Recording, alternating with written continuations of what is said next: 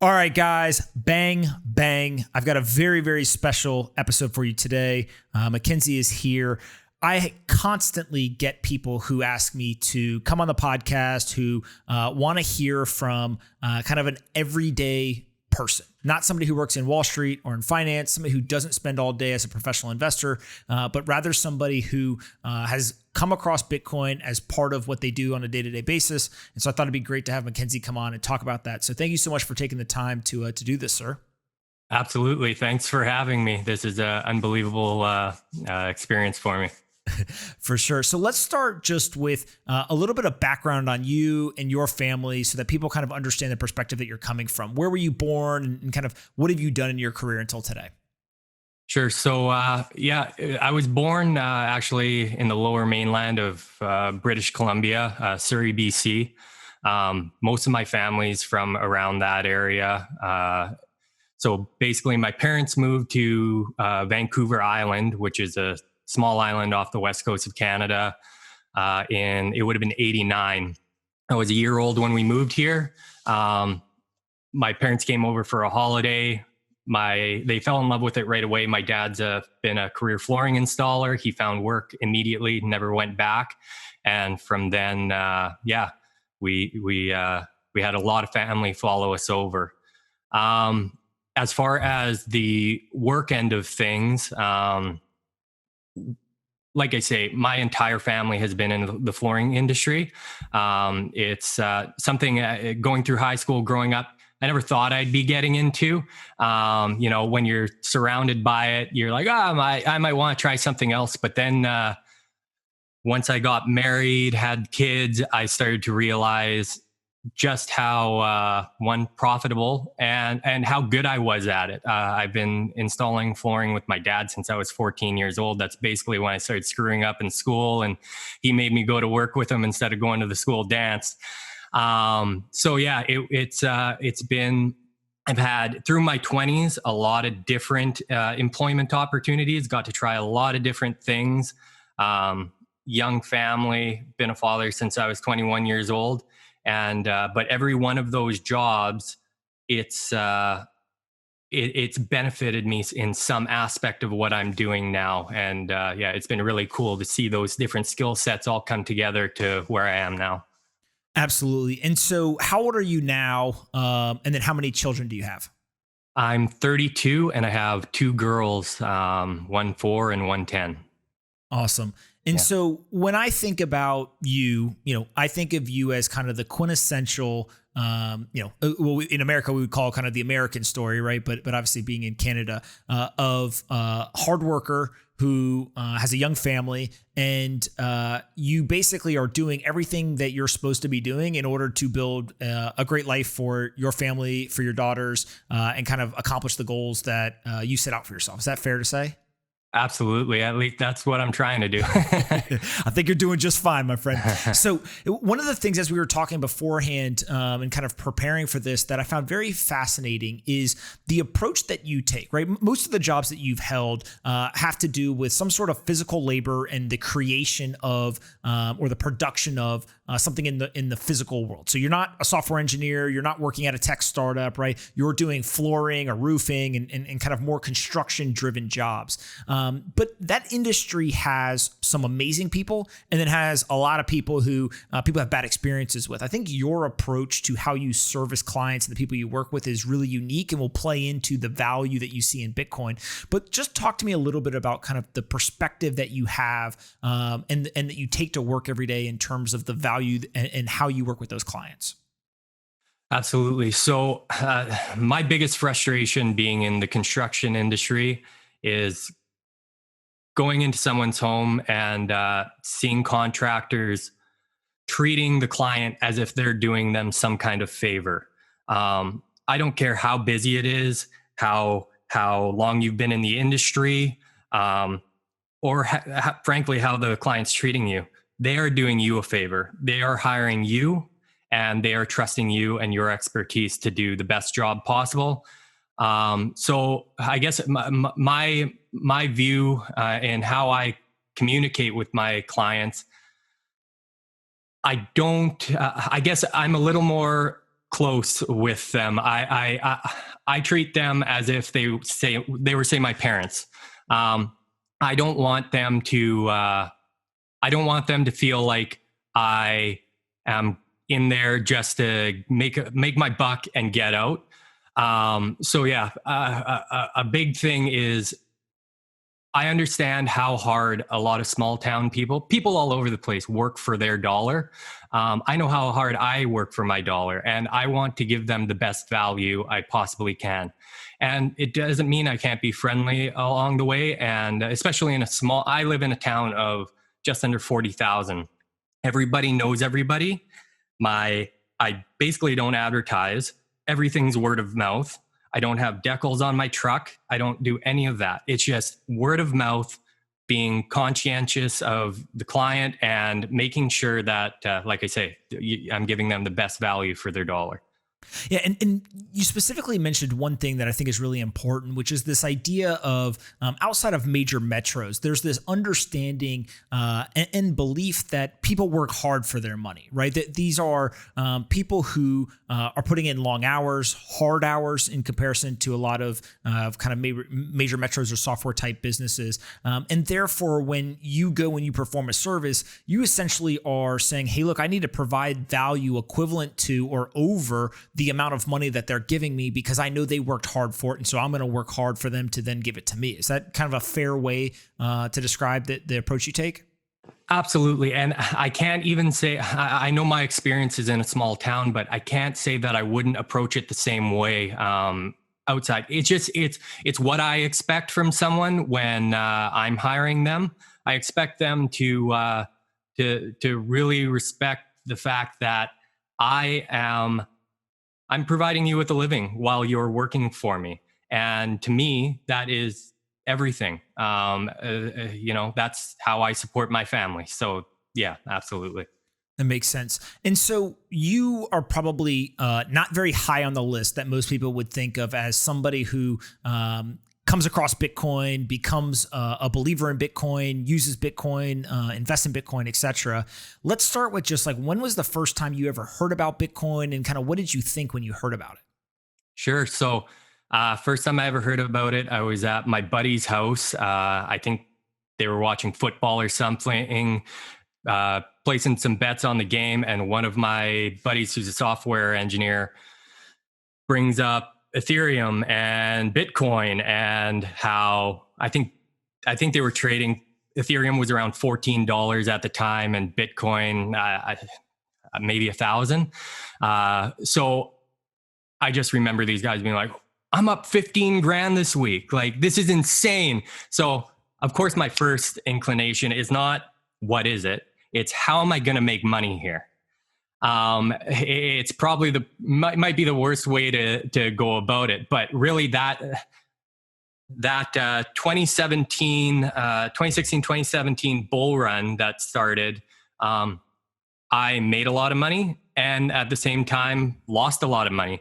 I did, luckily I was about break even at the end of it, but you see these huge gains really quickly, and it's just like gambling. You don't register that is real money, and you think that this is going to go on forever. It's that whole euphoria that everybody talks about, and it's so real. So the difference is, at the end of the bull run, when everything was said and done, I backed away out of the markets for a bit and just went, there's something here. Let's see what it was I was really getting myself into. And from there, it's been 3 or 4 years of just picking away, trying to understand the sound money theory, and all these different things that are going to help me keep the money I earn, and just have more for the future. I've never invested a penny before Bitcoin came along, and it just opened my eyes to the whole financial realm. Yeah. And so what's interesting to me about this is there's a couple of data points that I think people intuitively believe are true, but hearing them from somebody in your position is really powerful, right? So the first is just the raw honesty from you of like, hey, I came to get rich, right? The price appreciation got my attention, and therefore I thought that I could make a bunch of money really fast. I actually think that is a lot, if not almost everybody who initially comes across Bitcoin specifically in these assets, right? It is this understanding of like kind of the number goes up, right? Yeah. But then what ends up happening, whether it's because of a market crash, time spent, curiosity, whatever, is eventually you start to understand more about what is the history of money? What is sound money? Why is it important? How can it protect my wealth? So there's this saying, I think it's my buddy Marty Bent who first said it, that's like, you come for the money and then you stay for the money, right? You come to make money, but then you eventually stay for the sound money, right? Yeah. And it sounds like that was very much kind of your experience. Is that accurate? Absolutely, it is. And the hardest thing to do once you have that realization is convince your family that this is the right thing to do, because it is not well understood. Like my parents, I've been talking at them for the last 4 years about Bitcoin and not really being able to explain it properly. Like I say, I'm a tile setter. I am not a financial advisor. But then I started coming across literature that really helps out the Bitcoin standard. I mean, that was my foundation. Just understanding all of these different monetary systems and why they failed. They failed for the same reason every single time. And then you go further down the path and you're the sovereign individual and the fourth turning. And you try not to get too apocalyptic about everything because, you got to wake up and get out of bed every day. But it's, like I say, it's just been an unbelievable journey.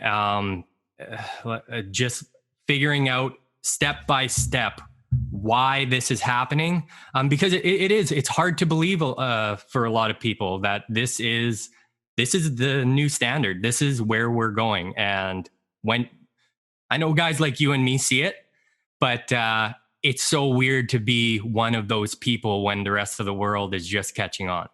Absolutely. And so let's start with, you make kind of the initial investment in Bitcoin, price goes up, price goes down. You also, it sounds like Ether and maybe others. And as you kind of go on the education journey, so take away the price for a second. As you go on that education journey, I'm assuming that you're talking about it with your wife, with your parents. Like, what are they saying? Are they like, you're absolutely insane and like, stay away from me and stay away from that stuff? Or are they more open-minded? Like, what's kind of the reaction as you're going down the rabbit hole? Well, 4 years ago, I was working, doing sales in flooring. I thought I'd give that a shot, not my gig. I found that out pretty quick, but I remember trying to explain it like with this very basic understanding of what Bitcoin is to my boss at the time. And he's sitting there staring at me. And I don't think it was probably the best play. He's like, okay, if this guy doesn't understand that we want Canadian dollars, not Bitcoin, that might be an issue. So then I move on to my parents. And it's not that they didn't understand, but they're reaching retirement age. And this is, especially then, it's a very volatile, high risk asset that maybe they don't want to get into. So, and then other family members, I remember being on a family reunion, sitting on a lake in a boat, explaining to my dad's cousin, talking about Bitcoin and my best friend sitting there. And it's just, you do your best, but all I can do is direct them to the different areas where I learned, and pass that knowledge on to them that way, because I'm not the right guy to be spouting. And then as far as my wife goes, she is the best. She trusts that I know what I'm talking about and that I have the best interest of the family. I tried to get her to listen to the Bitcoin standard, and she ended up using it as a meditation to fall asleep. So... That is amazing. Yeah. So talk a little bit, and obviously don't disclose kind of numbers and stuff, but when you think of investing in Bitcoin or holding Bitcoin, Is this something where you're thinking of it as like a portfolio and you kind of invest and one day want to sell it? Is it something where you say, no, I want to kind of save and use Bitcoin as a savings technology? Like, how do you think about it? And then how do you think about how much Canadian dollars to hold versus Bitcoin versus maybe other assets? Sure. Well, at this point, the way the world is right now, it's been really difficult for me not to go all in on Bitcoin. Especially in Canada here. This COVID thing has obviously nuked the country. We have had a lot of support and stimulus from the government, which is good and bad. There's different ways of looking at it. But the bottom line is, I believe we spent 57% of our GDP this year.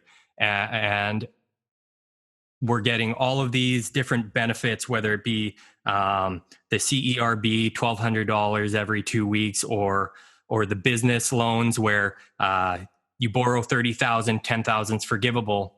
Though that all needs to get paid from somewhere, and it's that's why I've been fortunate with everybody staying at home.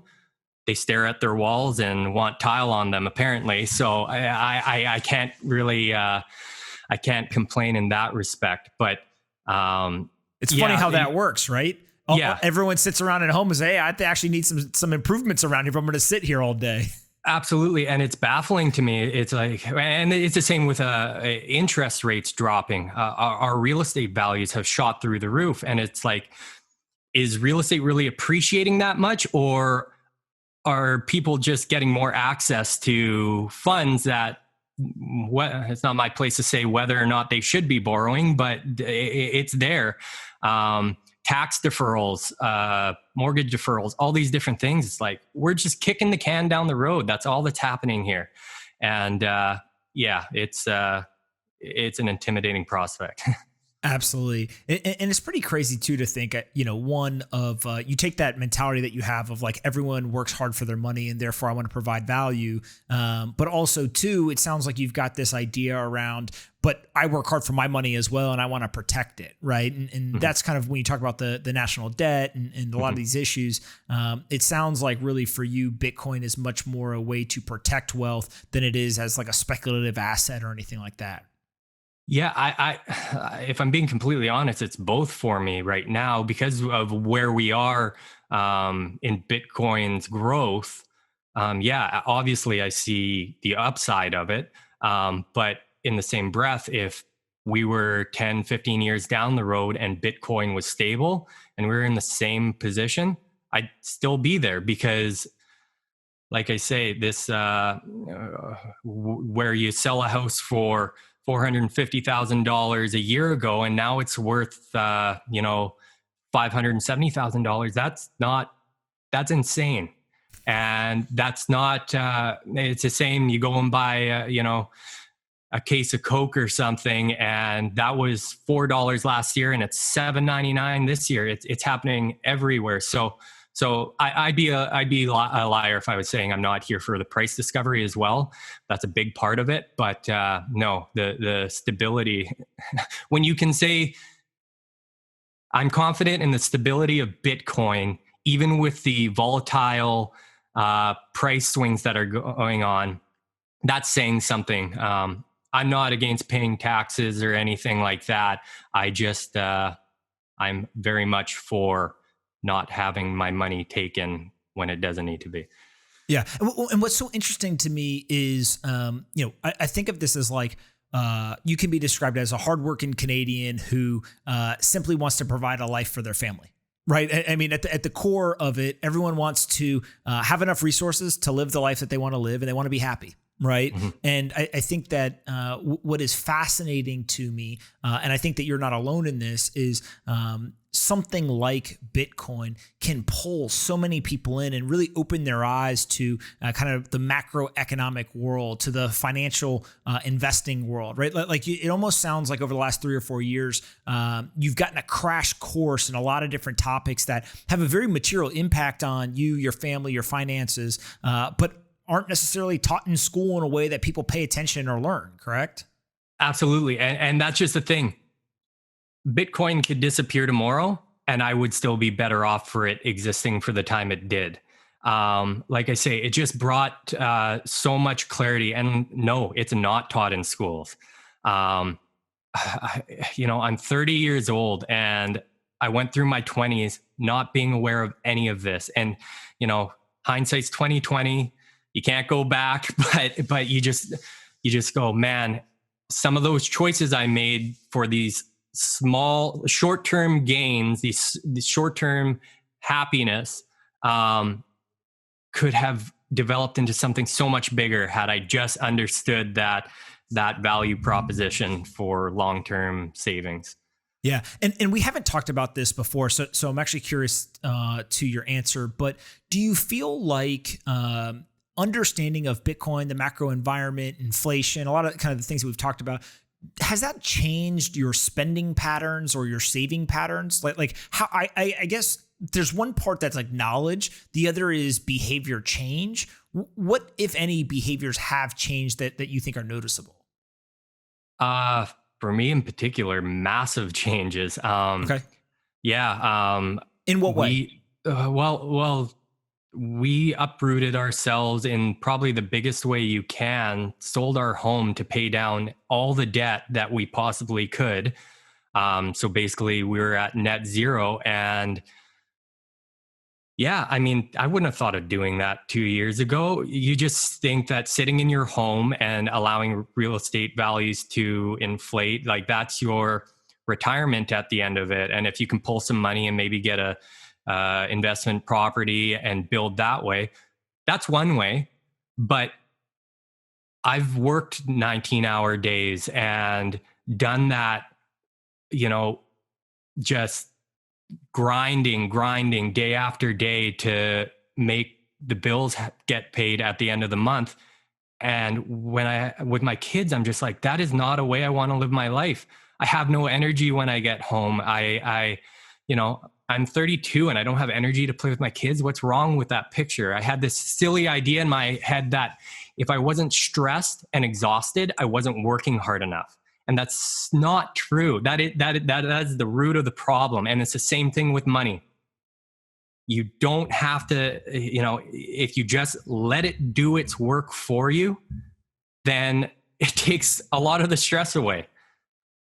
It is so true, right? In terms of one, kudos to you for learning this stuff. Two, having the courage and conviction to act, right? I mean, I say it all the time, but getting out of debt can be one of the most freeing exercises that you can do. And so being able to do that alone is a big thing. But I think that the third thing you said there that is so true, and frankly, people are taught the opposite, is to put the money to work for you. Right? Most people are told save. And what they don't realize is based on their income and their expenses, there's just not enough money to save to ever actually kind of get out of the rat race. Right? What you got to do is you got to be able to have a little bit of money, as a rainy day. But then you got to be able to invest everything else and grow it and have it grow faster than inflation so that you're not just having to trade your hours for dollars, right? Instead, you can actually use the investments to help build wealth. And it sounds like that kind of really hit home for you and changed your behavior. Absolutely. And I think, I'm again, early 30s with a bad sciatic nerve. I can't do this forever. It's not a long-term play for me. The construction industry, and it's 40, 45, 50. It's not far off. So it's going to come a lot quicker than I know. So just like I say, getting prepared for that. For sure. And then, so the last thing I want to talk about is kind of spending habits, right? So one of the things that I personally have seen is I've started to almost like in my head denominate things in Satoshis or in Bitcoin. So, in 2019, I've talked about on the podcast before, in January 2019, my wife, wanted to buy a couch. And I was calculating like how many Bitcoin that would be. Right now I was like, no, we don't need a couch. and so, that's kind of like an extreme example. But do you see kind of changes not only on the investing side, but also in the spending habits as well? Absolutely. It's kind of tough in certain ways. Like I look at the position we're in now. The important things are like, my daughter just started an outdoor preschool program. That, for better or worse, that was a stressful thing for me to know that we're spending that extra money every month. Of course, I want that for my kids, but it's still money out the door, which means I'm not home. And so, yeah, that kind of stuff is a lot easier to do. But then the trivial, little knick-knacky things, like you say, your couch, we don't need it. We just don't need it right now. I keep on telling my wife, we're not even looking at houses right now. Give me some time. Let's see where this goes. We don't need to rush anything. So. Yeah. And what's interesting to kind of your perspective, because I don't think a lot of people do this, whether it's because they don't get paid hourly or it's not kind of more manual type work, but you literally are making a connection between if your daughter goes to preschool, it's X dollars, which means you've got to work Y hours. And therefore you can make a direct kind of connection between a decision you make on the spending side with an kind of energy output for you, right? Like there's a direct link between I'm going to have to work X number of more hours in order to pay for this. And so I think that direct linkage makes it much actually clearer for you to make those decisions, right? For some people, that's harder for them to do. They actually don't know how much money they get paid per hour because they're on a salary or something like that. For you, that connection being so clear probably makes it a much at least clearer decision, not necessarily easier, but just much easier to evaluate. It's unbelievably clear to me, and it's something that I've had to explain. It's something my wife and I have discussed because she's at home with the kids, and like I say, every dollar I make is I equate it. You equate things to satoshis. I equate it to a minute spent with my kids. So yeah, absolutely. It's I don't look at houses. I don't look at trucks. I don't look at any of those different objects in the world as what I'm working towards. It's all about time with my kids. If I can make it to some point, my goal is at some point I can make it to my kids still living at home and me being able to work a 4-day work week and have 3 days for them. That's still crazy to me that we spend more time at work than we do with our family, even in the best case. So yeah, absolutely. That is the value proposition for me. And I don't know if you've ever heard of this kind of framing in the Bitcoin world, but basically the whole idea is that Bitcoin is time, right? And essentially what you're describing is exactly that, right? Is there's a direct trade-off between wealth and time. And the less wealth you have, the more time you have to spend. But the more wealth you have, the less time you have to spend kind of doing things you might not want to do, right? And so to your point of, I love the idea of you having measurable goals, right? It's, I know I need to get to X number, so then I can spend 4 days working, 3 days with my kids. Like a lot of people I think have a dream, right? Which is, hey, I want to spend more time with my kids. Okay, that's great. How are you going to get there? Well, by you setting kind of a measurable goal, right? It's pretty trackable, and something tells me that that you're a pretty driven guy, so that you'll likely get there as well. Yeah, I sure hope so. I hope so for the sake of my kids, because you only get to see them grow up once. And man, it happens fast. Everybody says it, but it's unbelievable. Absolutely. All right. Before I let you go, I always ask people the same 2 questions. For you, what is the most important book that you've ever read? Okay, so full disclosure, I don't read Pomp. I haven't since high school. Audible is my friend. Okay, Audible. So you listen to books, don't read them. Well, I'm 10 hours a day working by myself, and that's why podcasts, all these different things, that's my knowledge. I get to sit there and just listen. And what's the best one you've listened to recently? So recently, I'm going to say, the only reason I'm not saying the Bitcoin Standard is because the fourth turning, everything that's happening right now is blowing my mind. Like every time I was explaining, we watched The Social Dilemma with my daughter the other day, the 10-year-old, because she's starting to get to that age. And I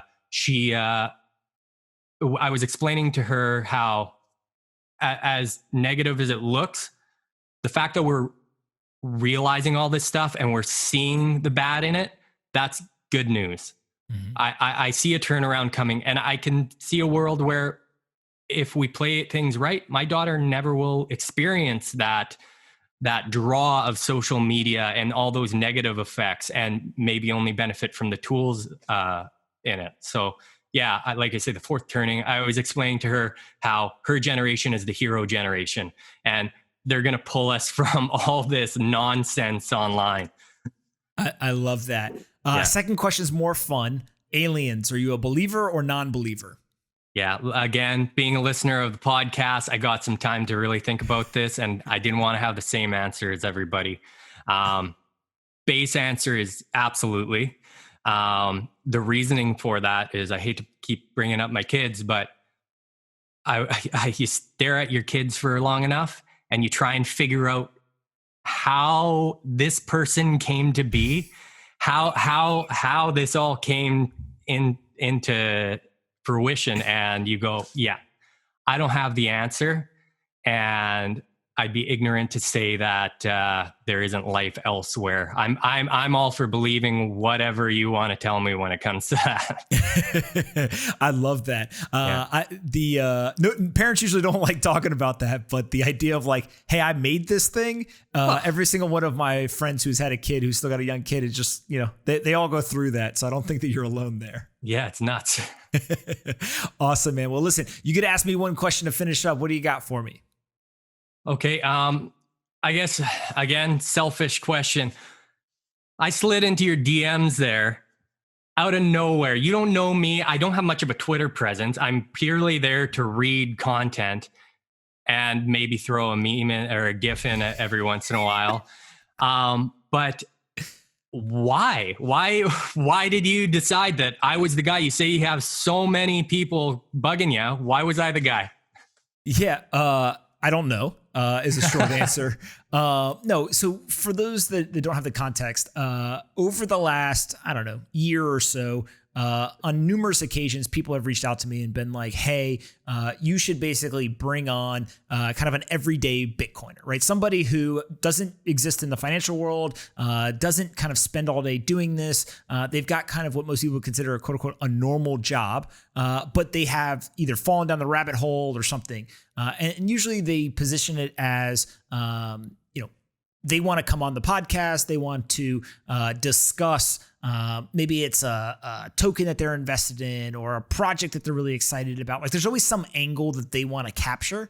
I think when you messaged me, it was just like, hey, this is crazy, but like, I'm just a normal dude. If you want, like, I'll come talk about it.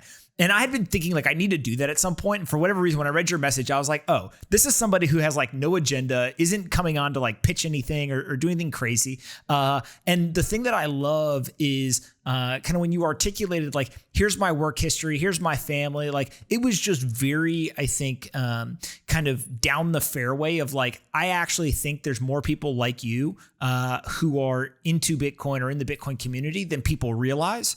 And while I think a lot of like the media attention and all of that is kind of the Robin Hood, trading bros, like everyone's going, YOLO long with 100x, leverage, like sure, there's people like that.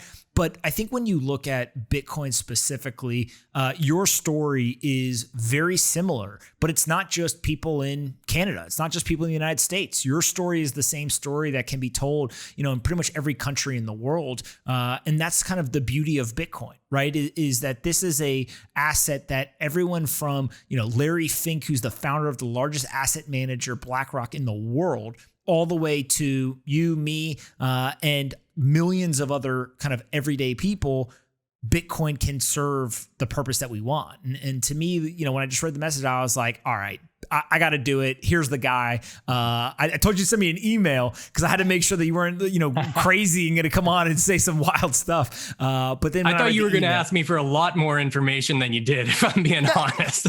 No, it was just like, look, just tell me kind of your story, right? And you put together a great email, and it was just like, hey, like here it is. And again, it wasn't a pitch about anything or whatever. And I said, look, let's do it. And I think that kind of as we've talked today, like part of why I wanted to do this, and you said a lot of things I didn't know you were going to say, but I think are important around, the people who work hard, right? And again, it's a physical labor type hard. It's not, oh, I spend a lot of hours, but actual physical labor. This idea of when I get home, I'm tired, right? You are trading your time for dollars. And there's a lot of people who spend their entire lives doing that, and they never realize the things you've learned in the last 2 years, right? But as soon as you kind of get your mind open to this stuff, you immediately realize, hey, there's another path, right? I can use where I am today to drive revenue or income for myself. I can then take that income, I can protect it, I can grow it, I can do things so that I can put myself in a position to spend more time with my family and do the things I want to do. And I think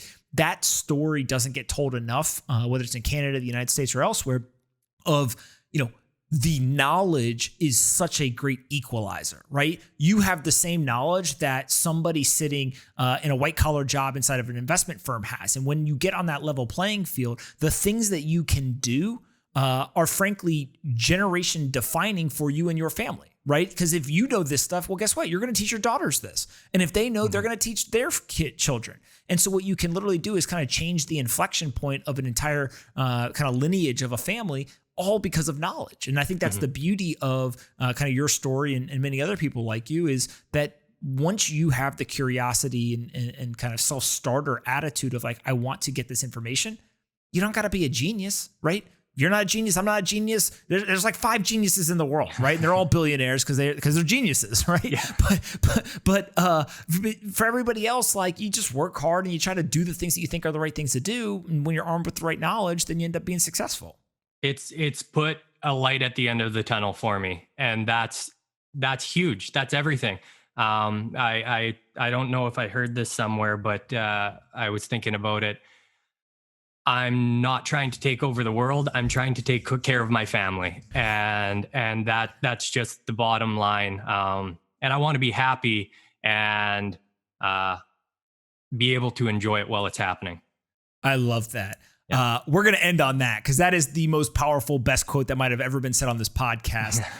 Before I let you go, where can we send people? Now, we talked before, for 99% of people who are listening, they are not kind of geographically close to you. So for your business, they're going to be kind of out of reach. But I know that we've got some listeners that are in your neck of the woods in Canada. So just talk a little bit about kind of where people can go find out more about your business, and then kind of what areas you service in case anyone listening is in that area.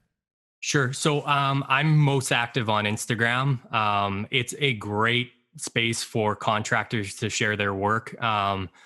So my contact on there is at Mac.the.builder. Mac with name. Yeah. Growing up with kids, having that Bob the Builder thing falling all around all the time. So it's Mac with a K. Like I say, it's just a great community. Twitter, I'm not, like I say, if you read my bio, it says, don't mind me, I don't know anything. And I service, I'll service the Vancouver Island, but basically the northern Vancouver Island is my home and where I like to try and stay. I've been able to stay busy here, so I'm likely to stick around here. That's awesome, man. So yeah. Mac.the.builder on Instagram. Absolutely, yeah.